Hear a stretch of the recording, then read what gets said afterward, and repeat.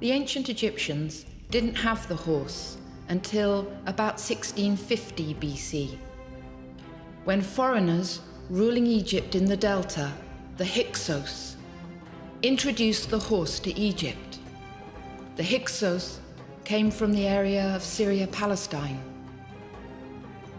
In 1550 BC, when the Egyptians once again controlled Egypt, they took the horse and they made it a status symbol of the elite, the horse and chariot. And we start to see from about 1550 BC the horse as a motif in ancient Egyptian art. The military elite made use of the horse as a symbol, as a motif of their status. This is in fact an ivory whip handle in the form of a horse. It dates to about 1350 BC and is in the Metropolitan Museum of Art in New York. With the horse, the ancient Egyptians made use of the chariot. And it's only at this point that the ancient Egyptians had a military force capable of establishing an empire. We see one of Tutankhamun's chariots on display in the Egyptian Museum in Cairo.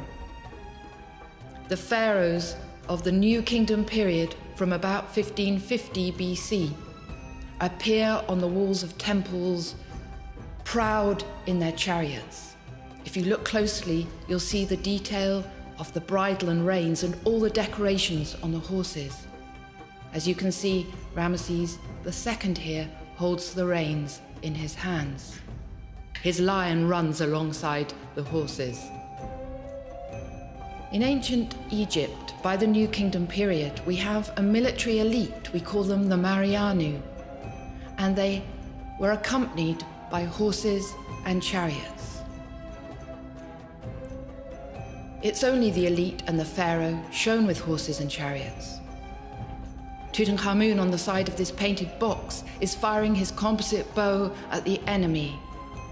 If we look closely, a chariot is always pulled by two horses. And quite extraordinarily, Tutankhamun is steering the horses with his hips, the reins around the hips of the pharaoh. In reality, he would have had a chariot driver.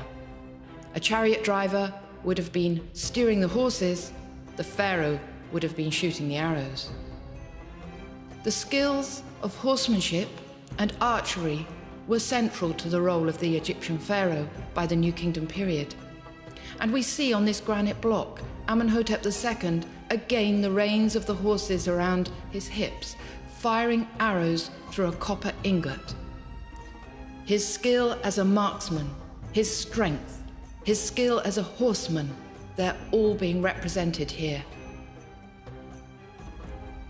As well as the images of the pharaoh in battle, we see the elite of ancient Egyptian society enjoying hunts in the desert, again using the horse and chariot. The walls of the tomb are emblazoned with scenes of different types of horse, but almost always with accompanying chariots. It's extremely rare to see in ancient Egyptian art images of horses being ridden, and this is one of those very rare examples from the tomb of Horemheb at Saqqara, but today in the museum in Bologna in Italy, a rare example of a horse being ridden. This small bronze toilet article is fashioned in the form of a horse being ridden. And on a flake of limestone that Egyptologists like to call an ostracon, we see a female figure astride a horse.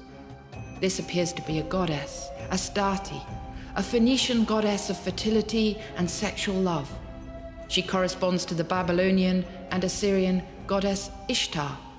She became identified with the Egyptian goddess Isis, and later the Greek Aphrodite.